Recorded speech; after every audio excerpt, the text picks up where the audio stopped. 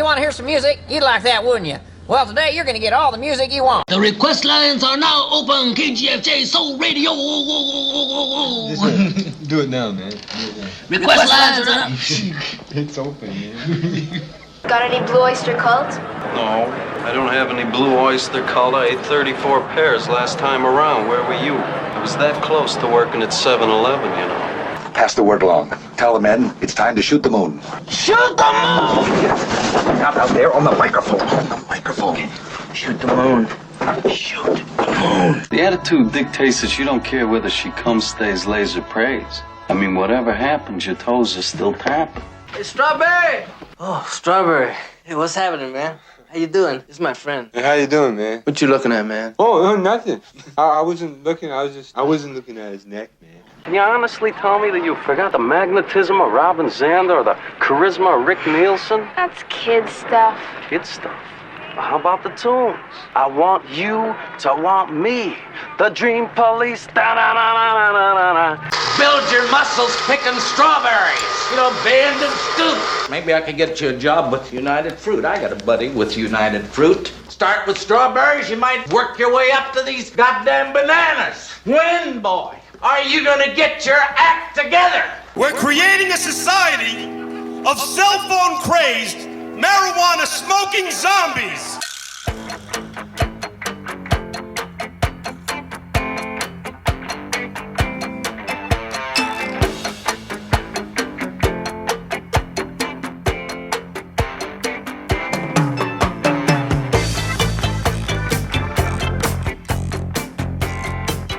Coming to you not quite live from Lukewarm Tallboy Studios deep in the land of Gar, this is Bend and Scoop, the podcast featuring music, mirth, and minutia, focused on exposing artists you probably haven't heard but should. I'm Bob, and I'll be your tour guide on this amazingly asymmetric auditory adventure as we journey to the center of your cochlea. Welcome to episode 39, which is how many years ago REM released their very first record, the Chronic Town EP. Joining us at the end of the show to play a round of Is That Your Vinyl Answer? In the Groovin' After Party will be our very special guest Brad Redick from the Human Dads podcast. We spread the gospel of vinyl here at Bend and Scoop, so be sure to tell us all about your favorite neighborhood record store by posting to @BendScoop on Twitter or Instagram using the hashtag SpinMomAndPop. Our record store of the week is Record Town in Fort Worth, Texas. You can follow them on Twitter at record_towntx, on Instagram and Facebook at recordtowntx, and you can check out their website at recordtowntx.com. Here's something fun and edgy from across the pond in Leeds, courtesy of the band Mush, off their brand new album Lines Redacted. This is Blunt Instruments on Bend and Scoop.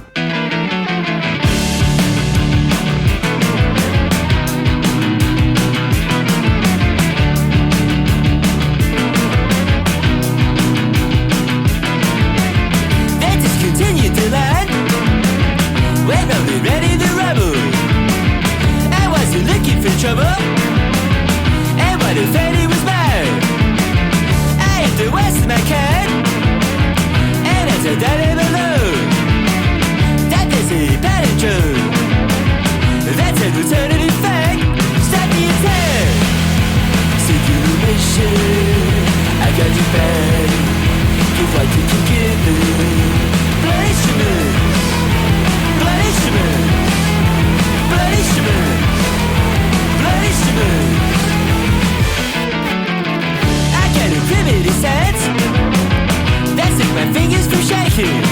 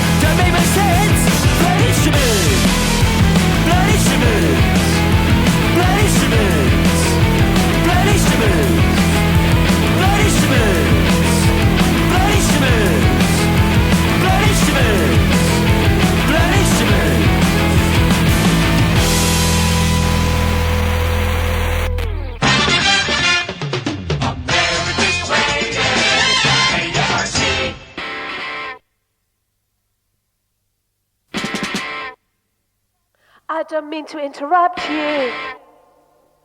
I see you've had a few. I just want to understand you before I go to war with you.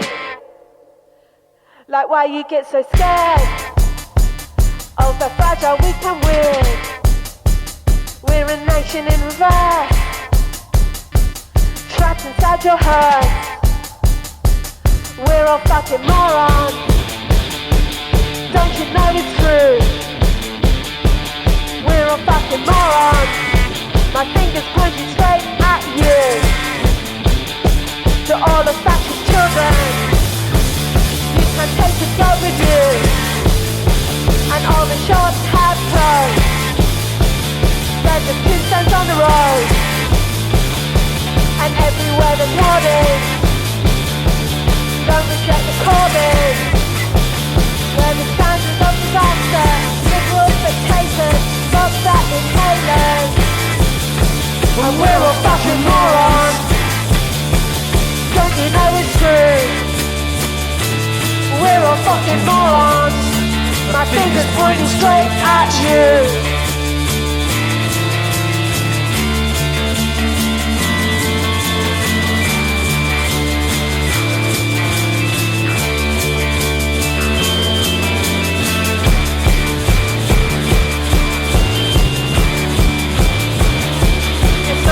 By peace, by the joyless and the nasty, by the privileged and the greedy. The don't inherit nothing, let the air between their screams. Take the lazy your own fuck up, let them do this to you. And we're all fucking morons, so they're lazy in your hide. And we're all fucking morons, with so many acts their own lives. And we're all fucking morons. My finger's straight at you. The real cause is we're all fucking morons. Don't you realize?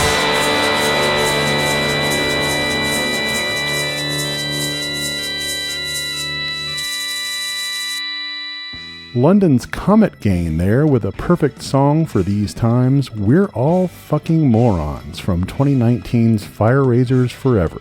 How Many is a podcast where I get together with my friends Jesse, Junior, Gary, and Scott to debate a variety of pop culture topics, including movies, sports, TV, music, and more. On our latest episode, we conclude our discussion of the top 7 new shows of 2020. You can follow How Many on Twitter at How Many Podcast and listen at howmanypodcast.com.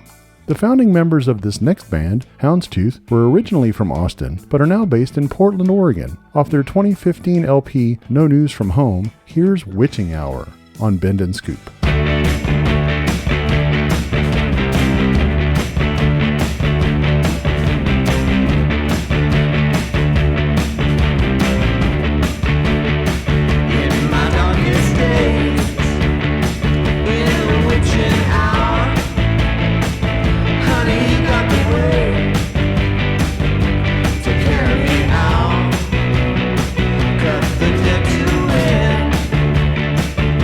For once in my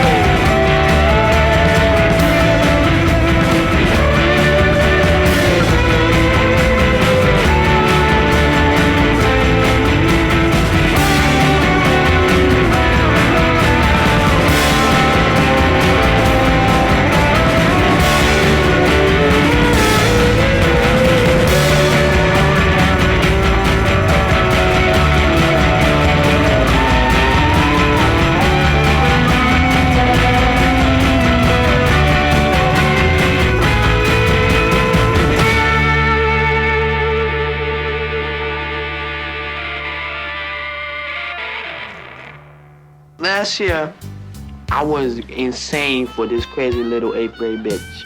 Okay? Crazy, insane? Insane? Crazy? I was nuts for the woman, man. Now you gotta believe me. I'm serious. I'm telling the truth here. I'm speaking to you. I mean, I was nuts for the girl.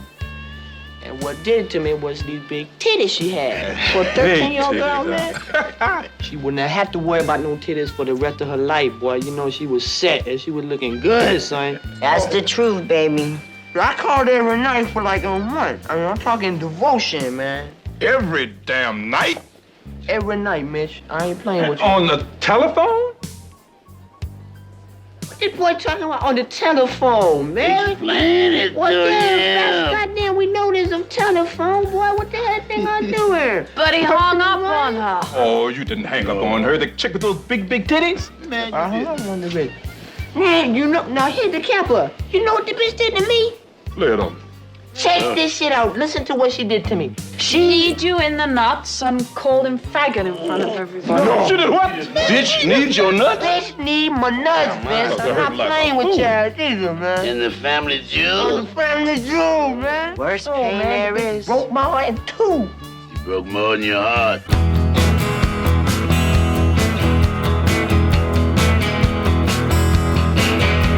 You look for love you cannot find within the memory of your mind. Like I've been clinging to me, she's so sad.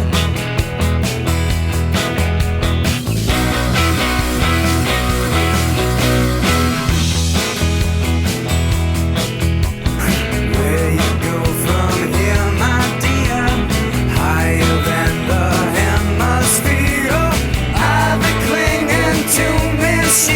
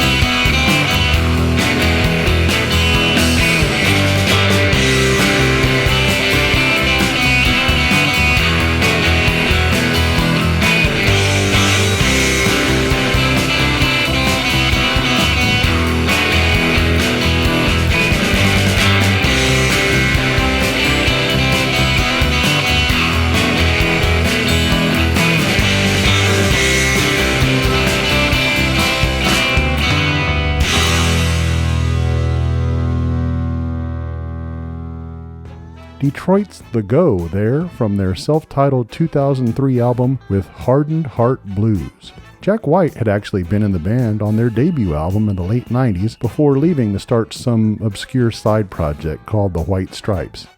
My pal David Miller and I host a podcast called Plausible Deniability, with new episodes posted the first day of every month. On our new episode, available March 1st, we talk about our experience with the brutal winter storm that recently knocked out power across Texas. You can follow Plausible Deniability on Twitter, Instagram, and Facebook, all at Pause Deny.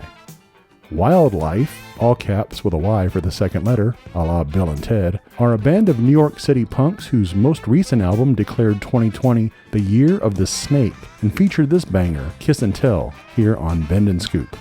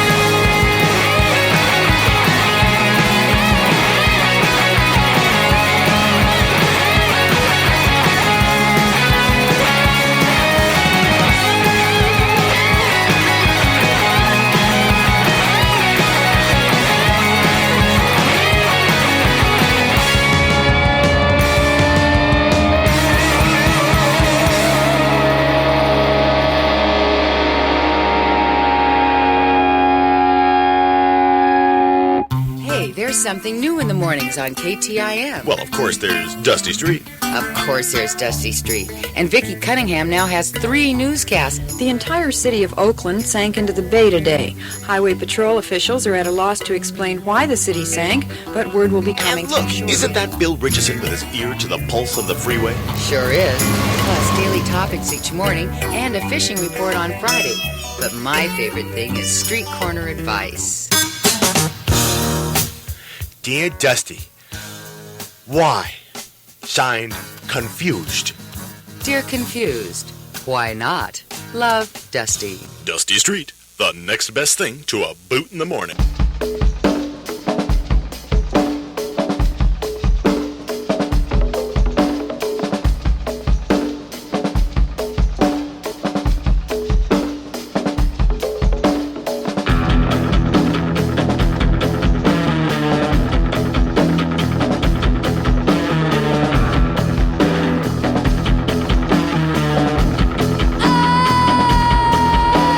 Rolling down the hill, snowball getting bigger.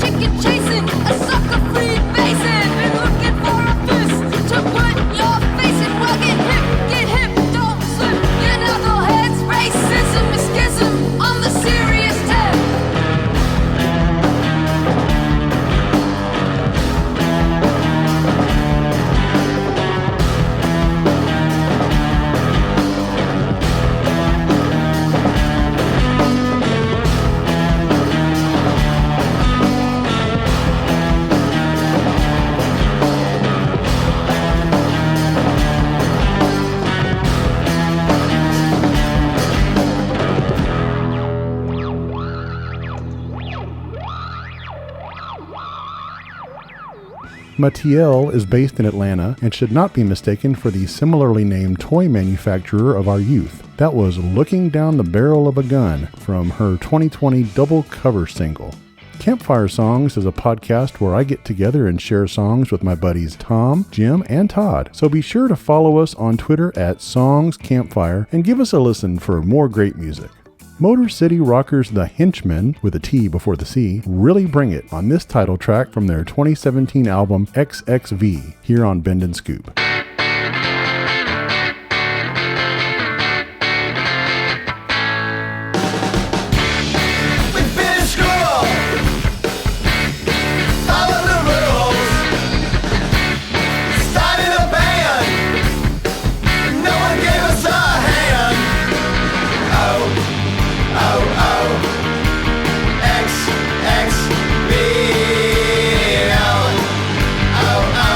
XXV.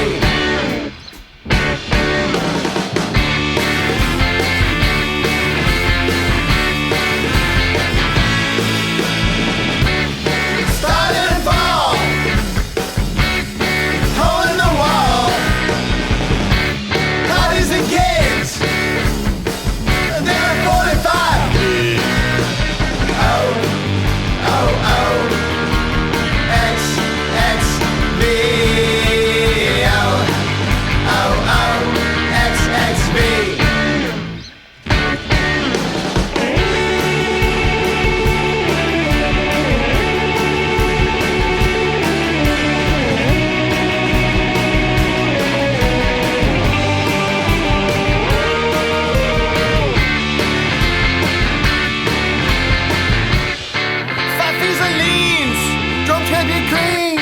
Guitar is cracked. Can't take it back.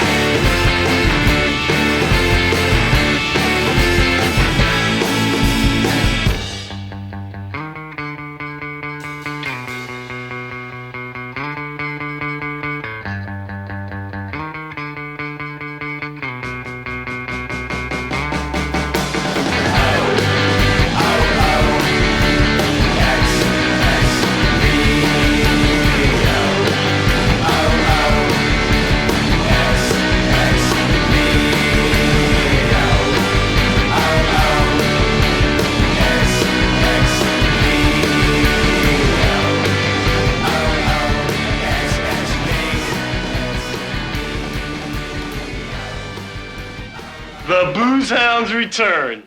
What a joke. Feeling kind of queasy. How about a nice, greasy pork sandwich served in a dirty ashtray? He pukes. You die. He's not laughing at you, Chet. It's just... Did you tell Chet about the one we made tonight? You got him. He's obviously having trouble. Chet. He doesn't know what he's talking about. No shit. No shit, Chet. No shit.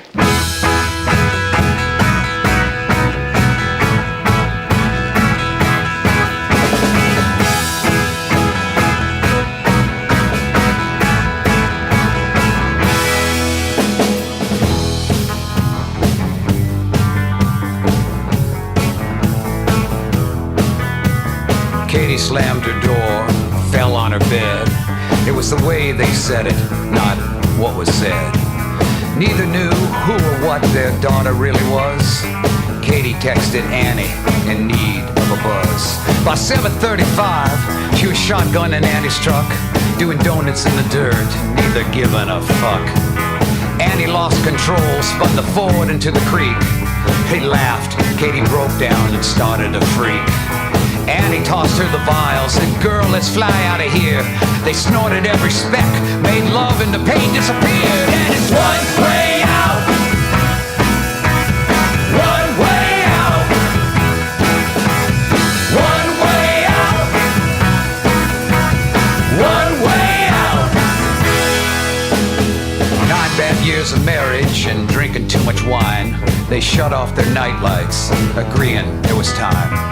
Long forgotten was the vow of love and happiness.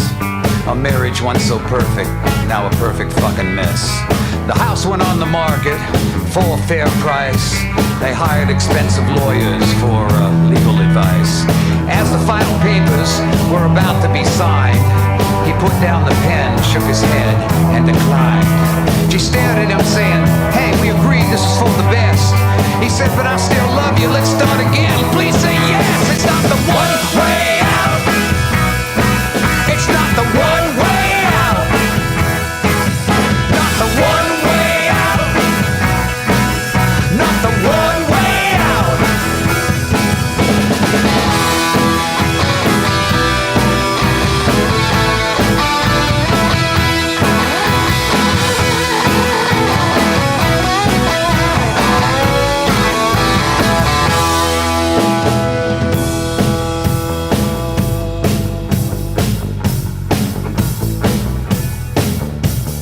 Private Dobbs enlisted, there were no other choices. He got into fights all his life, and at night he heard voices.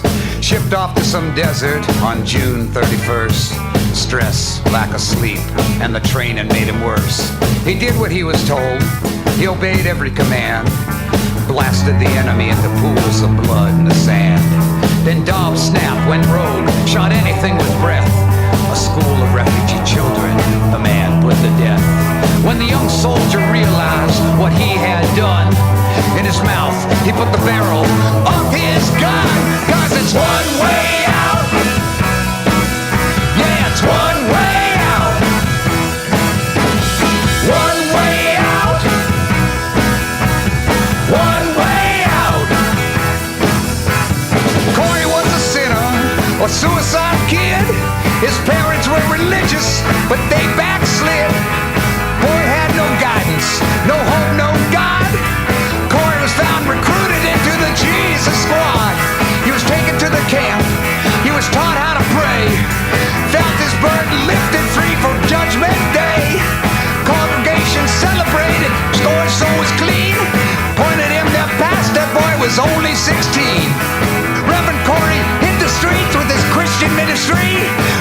trapped by Satan's power is the way to be free.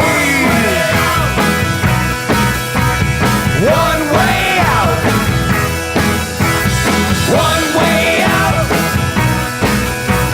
One way out.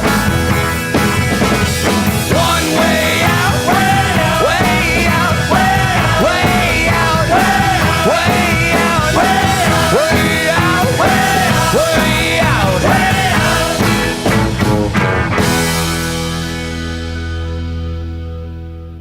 That's One Way Out by a band from Hollywood called The Sloths, off their autobiographically titled album from 2017, Back from the Grave, which references their return to music after a 46-year absence. What an incredible story. Have you ever wanted to host a podcast? Well, all you have to do to join the Mike Hunt and host your very own episode of Assume the Juxtaposition is send me your topic idea to lukewarmtallboy@gmail.com. You can follow Assume the Juxtaposition on Twitter, Instagram, and Facebook, all at AssumeTJPod. Don't forget to stick around for the end of the show when we'll be joined in the Groovin' After Party by our special guest, Brad Redick from the Human Dads podcast. Dublin's Connor Lumsden performs under the name Music City, which counts this great 2018 tune among its populace, Pretty Feelings, here on Bend and Scoop.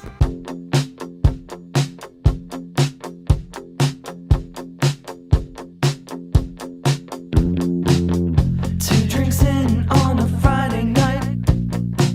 The bar door opens, floods in golden light. Drop conversation with my closest friend. I never thought I'd see your face again. Pretty feelings washing all over me, like I was in love. Bits of glitter falling from the light, like I was in love. Oh, oh. 15 months since I saw you last.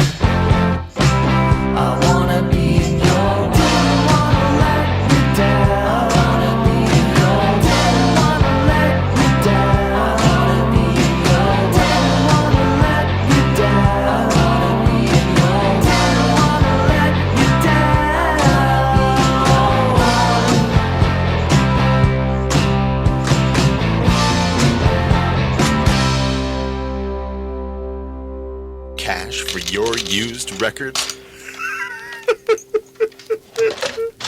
What, are you kidding me, son? I can't even sell those for Frisbees. Well, one store in Marin County will give you the best price on your used records. Where else? The Used Record Shop. Vintage and collector's items on a complete paraphernalia playground. The Used Record Shop. Inside the Harbor Center, 555 Francisco Boulevard, San Rafael. The Record Factory is next to them. I can't give you any money for those kids. What are they good for me, huh? Nothing, right?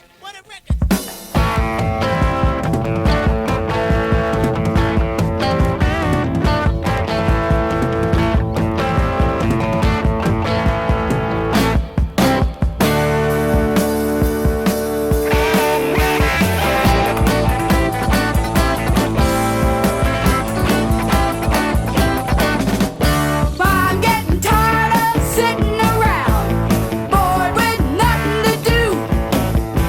You can't go out and party when you're only 15. So here's what I'm gonna do. Gonna find me some guy with a real big car. We'll go out cruising to a rock and roll bar. A ton of mascara and my real tight pants. 'Cause I wanna go out and get drunk and dance. I got a fake ID. It's got a picture of me. Since 1953. But doesn't look like me. Gonna go crazy just hanging around. Feel like a tiger in a cage. I told my mom and daddy that I wanna rock and roll, but you can't 'cause you're underage. I got a fake ID. It's got a picture of me. Since 1953. But doesn't look like me.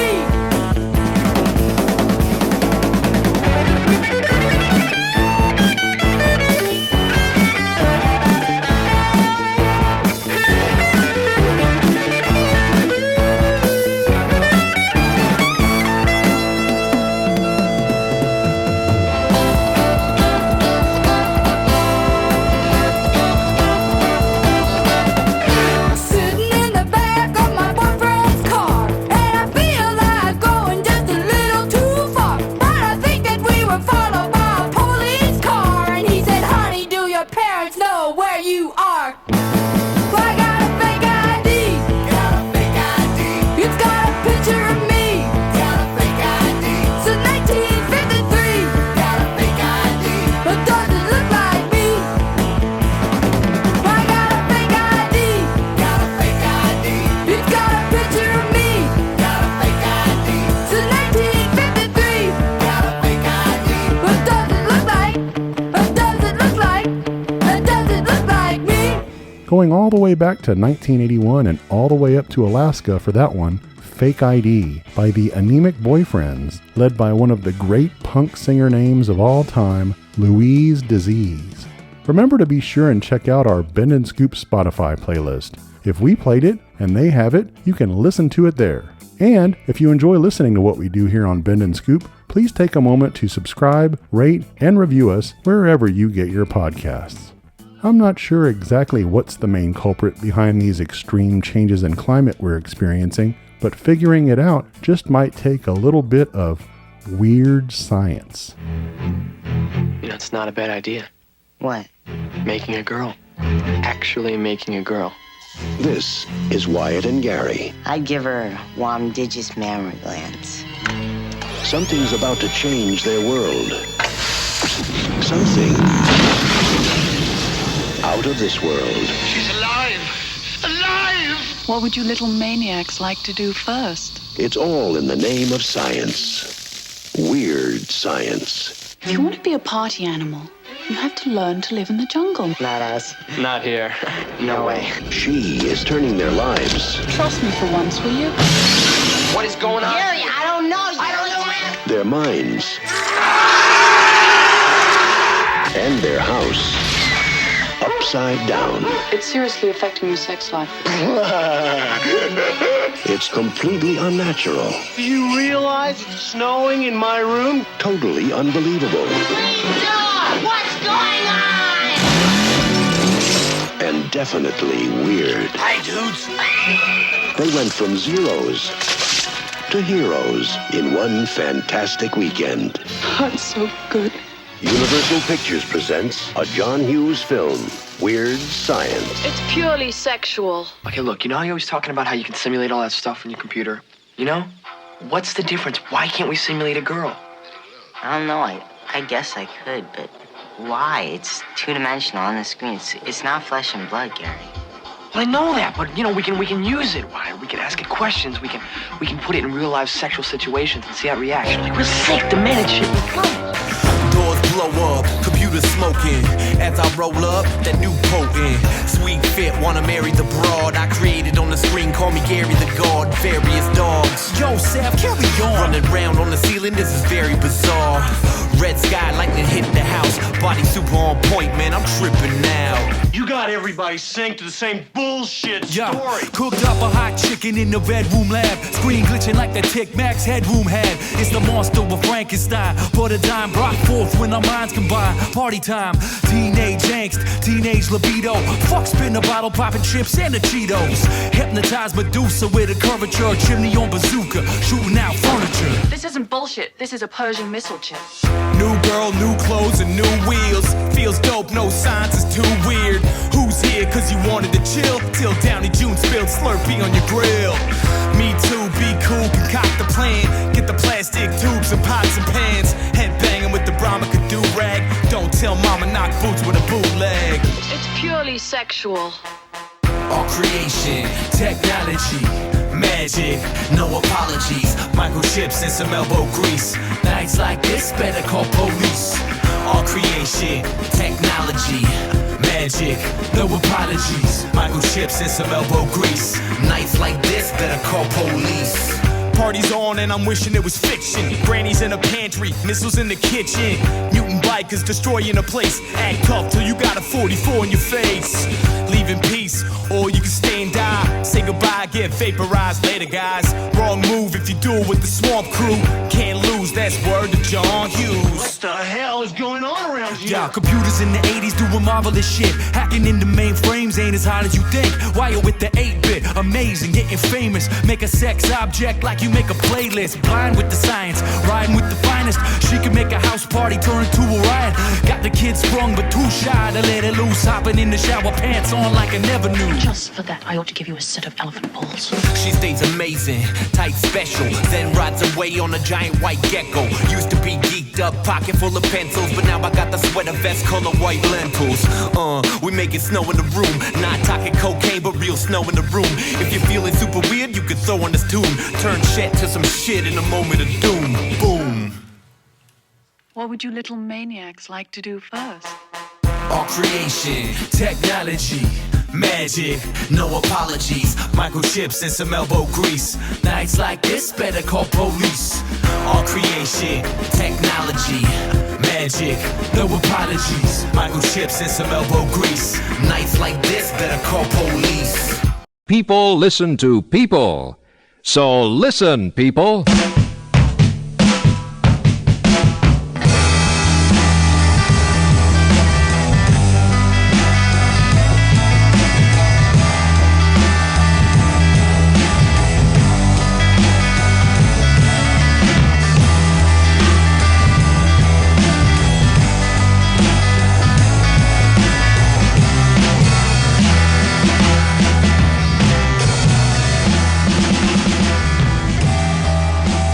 Welcome to the Groovin' After Party.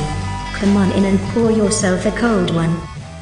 Joining me now for our Groovin' After Party here on Bend and Scoop is Brad Redick from the Human Dads podcast. Brad, glad to have you. Welcome. Hey, man. Thank you for having me. I'm very happy to be here. Love the show. And I couldn't be the only dad that wasn't on. Or I'm sorry, I could not be on if another dad had already been on. Exactly. Now, we had one of your cohorts, Jason Southward, who was on a few weeks ago. And, Jason has blackmail on me. So he forced himself to be on the show. But I'm glad to have you on, Brad. This is a nice change of pace. I've been bullied by Jason for far too long now. Look, I love Jason. We both know you're joking. You haven't been bullied that much. You spoke pretty expounding. You expounded on your love for Jason in the episode. I will say my favorite thing that Jason said, and you didn't really stop on it. Jason said that the generic term that I like women's music, and I've kind of leaned in on it the last 20 years, and it has stuck with me for weeks now since he said he's leaned in on women's music over the last 20 years. Yeah, I didn't quite know what he meant because I don't know if you're like this, but I consider women equal creators as it pertains to the arts and music. But Jason decided that needed to be distinguished, that he would lean into women's music. Well, Jason, as we know, is woke, and we appreciate his wokeness. We're glad. We do appreciate his wokeness, certainly. That's a wonderful way to put it. So, Brad,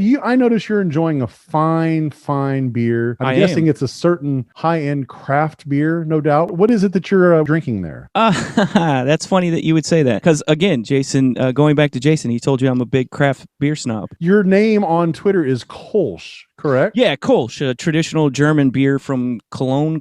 I don't know how they actually pronounce it in German, but yeah. Two Kolsch is a play on a rap artist by the name of 2 Chainz and a play on an alias that the rapper Andre Benjamin, also known as 3 Stacks of the group Outkast, gave himself. He gave himself the alias Ice Cold, and he would say it, I think if you listen to Speaker Block's Love Below, he would say Ice Cold. And he referred to himself that way on the interlude. And 2 Chainz says his name, 2 Chainz. And so I took 2 Chainz and Ice Cold and put them together as 2 Kolsch because I am, if nothing more than a dad beer drinker now, despite what you said about being high-end craft beer. I like dad beers that are accessible and balanced and quality now. And a lot of times that means somebody's Kolsch or somebody's lager or somebody's Pilsner. So that's what I'm drinking. I'm drinking a brewery called Allstat out in of Fredericksburg. Yeah, out of the Hill Country. I've been to that brewery. Have you? I have. They're an interesting little story. It's like a church, right? It looks like beautiful. It is like a castle. It Yeah. is incredible. It's out in the middle. It's outside of town. It's out past Lukenbach, and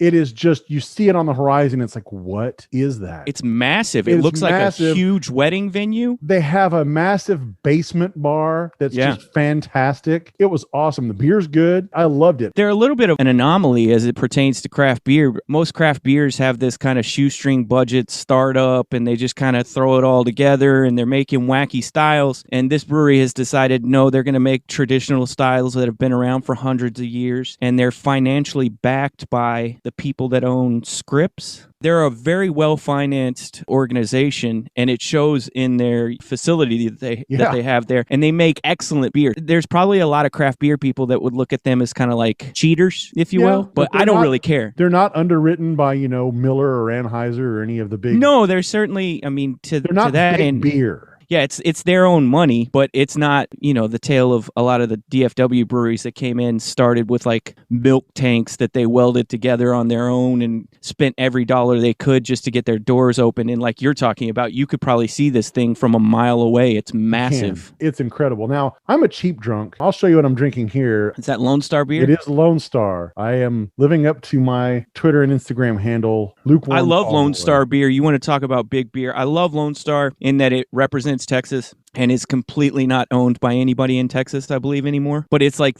what do they call it? The national beer of Texas? Yes. How they refer to themselves? It's perfectly acceptable. It's not skunk beer. I mean, it's certainly not, fantastic, but it's drinkable. But it's one of those things like a time and place. And I'm sure you've got plenty of memories connected to that particular beer, probably dating back to when you were younger. Definitely. It's one of those beers that's ingrained in people, and it's like the die is cast in our area. That beer is here. You can say whatever you want about it. You can feel however you want about it, but that beer is here. It's what it is. Brad, let's talk about the DFW phenomenon known as the Human Dads podcast, which you are one of 3 hosts. We had Jason on, Jason Southward, but I want to hear your perspective on Human Dads, describing it and, selling people on it, because it's a fun listen. Hell of a transition by you there. So hats off. Yank the steering wheel across. No, hat tip. No. I thought it was smooth as melted butter. I mean, we could throw something on the skillet and nothing is going to stick right now. So, no, Human Dads is a show I do, like you said, with Jason Southward and another gentleman, Rylan Rowe. We started, I want to say at this point in the fall of 2019. Yeah, a year and a half ago. We started in the fall of 2019. I had actually texted the guys and said, hey, I want to do a dad's podcast where we essentially get to be ourselves. And it's not so much about being like the most compelling podcast for you to listen to right now, but it's for us to have for posterity so that we're formed as full human beings for our kids one day. Because in my experience, and I'm sure you could speak to this as a father, your kids don't really think of you as like a real human being. I'll agree with you on that. They're sweet and they're nice and they look up to you and they admire you, and sometimes they're really frustrating and sometimes they're really kind and considerate, but because they're kids, because they're your kids and you take care of them, I get the sense that they view you as kind of one-dimensional. Exactly. And I thought about it, in retrospect, I would love to know what my dad was just kind of dealing with on a daily basis or thinking about on a daily basis when I was like 6 years old. I would love to be able to have that kind of audio vault to access. Now, that's not to say that we just sit there and talk about like being dads. We do certainly kind of address whatever we're thinking about that day, talk about food and make up all sort of nonsense to get worked up about in terms of sports or just, I don't know, general foolishness. But no, it's essentially us laying the record so that if you wanted to, you could look back and see what we sounded like when we were 39 years old, 40 years old. I love it. Now, how old are your kids, Brad, and how many do you have? I have 2 kids. I have let me make sure I get that correct, 7-year-old daughter and a 4-year-old boy. Ooh, so you got your hands full. This is not the coast through parenting phase. You are knee deep in it right now. Yeah, it's certainly easier than when they were younger, but this year in particular, because of the pandemic and what have you, they've been home doing homeschooling while my wife works from home since March, and then they went through the summer and they never went back to school. So when they go back to school, it will have been a full year. So in addition to them being a handful because of the age they are, it's been a handful because of the time we live in as well. Which some of it is great. I find myself starting to like being frustrated, but now that I can see the light at the end of the tunnel and I know our schedule is about to go back to quote unquote normal, I know I'm going to, as frustrated or as relentless as it feels all the time, I know I'm going to miss it too, which is the quintessential like catch-22 with kids, right? It's the best and the worst thing sometimes. Do you feel that way? Yeah, for sure. Now my kids are older, but I know what you mean. It's like when they're at school, you feel like you're not getting to spend enough time with them. Now, when it's the nonstop being at home, it's like you just don't have a break. It's difficult to strike that balance. But like you said, we're hopefully going to be returning to some semblance of normalcy by the end of the year for sure, possibly by the fall. Let's just keep our fingers crossed. Let's see how that vaccine rolls out here. Fingers crossed is a good way to put it, right? Yep. Because to be honest, you don't have too many other options. No, that's all we've got. That's all we've got. Exactly. So, Brad, let's learn a little bit more about your own personal musical journey and play around of what we like to call, is that your vinyl answer? Now, not sure if you are necessarily old enough to have really gone through much of a vinyl phase when you were younger, but we'll open this up to any format of music, CDs, cassettes, what have you, digital. Starting with, what was the first album you ever bought and what format was it? The first album. So can I cheat a little bit? Absolutely. This is an open book test. My parents are of the age to where vinyl was in our house, but not a ton. So they were transitioning out of vinyl and everything was going towards cassette tapes. Do you remember a little group called Run DMC? I do. I want to say it was the year the Denver Broncos were playing the Washington Redskins. I was freshly 7 years old, and I bet my dad about who would win the Super Bowl, and the bet was if I could have the Run DMC cassette tape or not. That is the first musical experience I remember having that was my own. Want to bet my mom loved Michael Jackson. My mom loved Stevie Wonder. Those were always playing. That was her thing. She used to put on whatever the pop / semi-urban radio station was back in the day, and You Be Illin' would be playing by Run DMC. And as a 6-7-year-old, I loved when they would say can of dog food. Like it was the best moment of my day. And I loved Run DMC, and I got that tape. And that's the first album experience I remember having. Now, if you're talking about buying, like going to the counter and buying, it's going to get much more pathetic because I racked my brain and I can only think, I want to say in 3rd grade, a few years later, I bought a Milli Vanilli cassette tape. Ooh. or a Yeah, New hurts to miss Kids that one. on the Block cassette tape. It comes with age, right? How many of us in third grade have a refined musical palate? Right? Yeah. A lot of Milli Vanilli, New Kids on the Block, and Vanilla Ice for a local tie-in. Yeah, Run DMC, you were definitely on the right track to start with there. Now, Brad, do you remember where the Run DMC cassette was procured, or any of the others that you mentioned, the Milli Vanilli or the New Kids on the Block? We lived in Coppell at the time, and I had family in Irving. If I had to guess, I'm going to say it was the Irving Mall. If I had to guess, I'm not going to say that's 100% sure. I for sure have connections to music stores later as I got older, but that right there, I'm going to guess that it was in the Irving Mall. What would have been the go-to back then locally, like Sound Warehouse or Hastings? What were the big record stores? I'm not 100% sure. My first memories of a record store, or where I would go to buy tapes or CDs, what was it called? Suncoast. And then we got a Blockbuster Music a couple years after that. The magic of my youth spent just going up to what I thought was the coolest thing ever, sitting in front of a screen and pushing a button while getting to sit on a stool and listen to something that wasn't mine. I just thought there was no topping that. Do you by any chance still have any of those tapes or records, the Run DMC or the Milli Vanilli, New Kids on the Block? I wish I had the Run DMC. There's a small chance my brother might have one of the other ones we mentioned, but I am not a sentimental human being. Once things converted and went digital and you could have access to everything on your computer or your phone, I was more than okay with that. I'm surrounded by people who love vinyl, so I'm well familiar with the experience. Sonic, collecting, digging, all of it. I've seen it firsthand. But for me personally, I'm more than okay to let go of all that stuff and be the guy who's like, I could pull up 10 million songs on this thing right here, which isn't as romantic, and it does have a coldness to it. I'll fully admit all of that.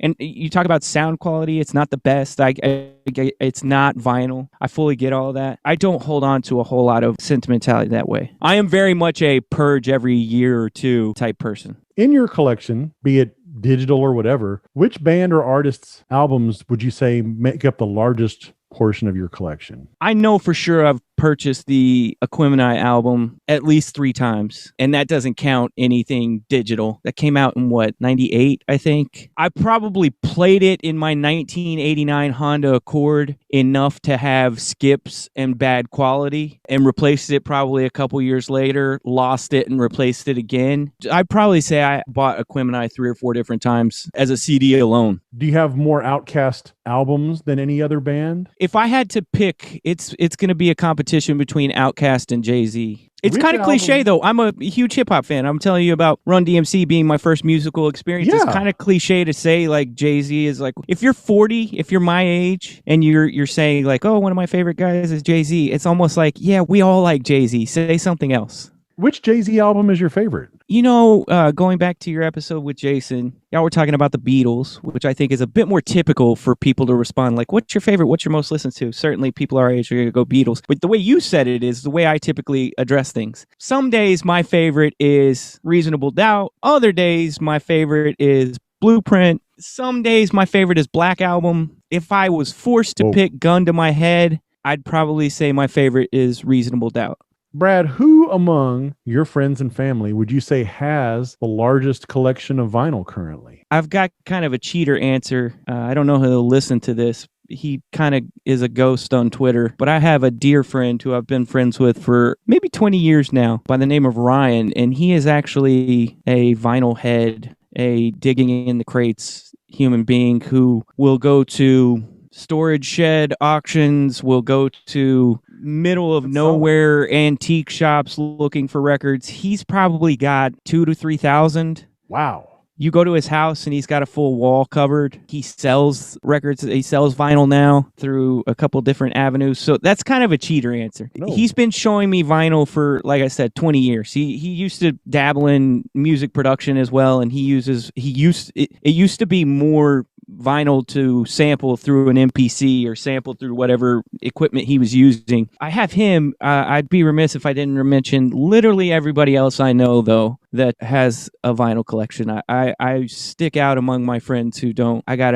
a buddy by the name of Hank who's got a lot of records. My brother over the last 2 to 3 years, Jason, has gotten into vinyl. He's gotten pretty serious. He started a few years ago, and he was just like, I just want to buy a record player. And now he's starting to get to where I feel like at a record store or at a Half Price Books or somewhere, or looking online at auctions like every other day. So it's advanced pretty quickly for him, like I said, from about 3 years ago. So he's got a ton of vinyl. Do you have any currently, Brad? I do not. It's one of those things, not to keep going back to Jason, I think you put it perfectly. It's an empty nester hobby. Oh, it very much is, because as much as I'd love to sit and just look at an album jacket right now and plug in my headphones or sit alone by myself in a room and listen to a record, by the time that alone time would actually occur, it's probably going to be close to bedtime for at least one of the grown-ups in the house. Yep. And if not, your time is just going to be spent getting interrupted. Yeah. And kids at that age can be rather destructive, and vinyl is a delicate. That's all it takes is for somebody to go and mess up one of your needles or scratch it all. I certainly hope in, 10, 15 years when your kids are,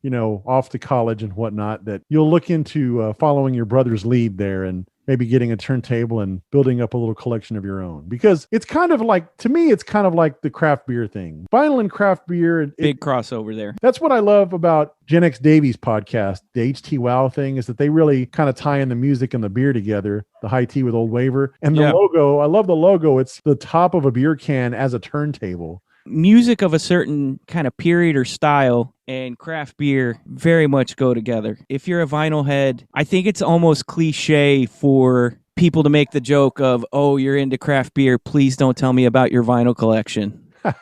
It goes hand in hand, I think, at this point. There's certainly a profile of human being that is into both. Now, Brad, do you have or ever have had a favorite record store, a place that you would like to go to get music that maybe wasn't necessarily a chain, but just, kind of a mom and pop neighborhood place or somewhere locally that you might have frequented it for a while? Sam Goody, and then there used to be a little strip plaza by my house that had like a Wendy's and a 24-hour fitness, and they had this tiny little CD warehouse where you could go in, and I don't understand how this place was ever in business, because you could go in there and see maybe 5 human beings over like a 2-hour course of time, and I really just like to go and look at the wall. Very much what I used to like to do with beer. Just go walk back and forth to where you walk back and forth 15 times. You know what you're looking at. Nothing has changed. But you might see something else that catches your eye. You take the case, you flip it over, you read some details, you ask the guy behind the counter, hey, have you heard this? Or he turns on something and says, if you like that, you might like this, and starts playing music for you. When I was much younger, the Blockbuster music, or the Sam Goody and Vista Ridge Mall, I think is what it was. I think it was Sam Goody and Vista Ridge Mall, held a special place in my heart. But when I got to about 18, 19 years old,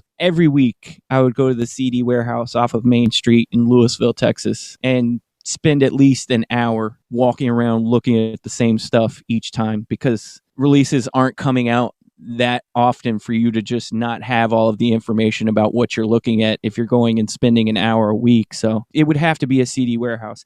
That part, I said I'm not sentimental, that part of music not really existing as much anymore, I do miss a little bit. Yeah, I do too. I know I could go to a record store and get that, but like I said, I don't have the player. There's not just a whole lot of I'm not going to go to Target and walk up and down the CD aisles, It's not going to happen. Yeah, I get it. It's not the same. So Brad, tell everybody how they can follow Human Dads. I don't believe you have a Human Dads Twitter account. So what's the best way to keep tabs on the podcast and the three of you guys? That would require some maintenance, Bob. If we were to have a dedicated Twitter profile and or social media profile of any type for Human Dads. No, we have me. I'm 2 Kolsch. That's the number 2 KOLSCH on Twitter. We have Rylan Rowe, RHYLANROWE on Twitter. And then we have Baseball Dude Jason Southward, who you've had on before, the word baseball, and then DO. You can find us on, I think, at this point, on pretty much every streaming platform, including everything. Google. I don't know if people know, but Pandora does podcasts now too. Spotify, iTunes, or Apple Connect, whatever they're calling it now. I think we're on Stitcher. I think we're on Podcast Addict. I've put it in so many places I can't even remember anymore. Hell, even if you Google us, I have a website that I just use for the sake of like being a show for the podcast. It's called oftenandmuch.com, and that's solely there for Human Dad episodes if you just wanted to go and download them directly. And you guys release what, weekly? We are weekly. Yeah. We're dealing with a little bit of a health situation, which hopefully we'll address next week. So we missed this week. But since about, I want to say, like I said, we started in the fall of 2019. And since end of May in 20 or end of June, start of June in 2020, we've been pretty consistently putting stuff out every week. We try to kind of record around Tuesday or Wednesday and then release by Friday. So if you do follow us, check your channels. It's around Thursday and Friday, and we typically have a new show out. Hopefully next week, if all goes as planned, we will have another show out Thursday or Friday-ish. Awesome. Can't wait to hear the next episode. Brad, thanks so much for being on. It was very enjoyable. Yeah, for sure. Enjoy your beer, my buddy. We'll talk again soon. All right, it sounds good, man. Thanks again.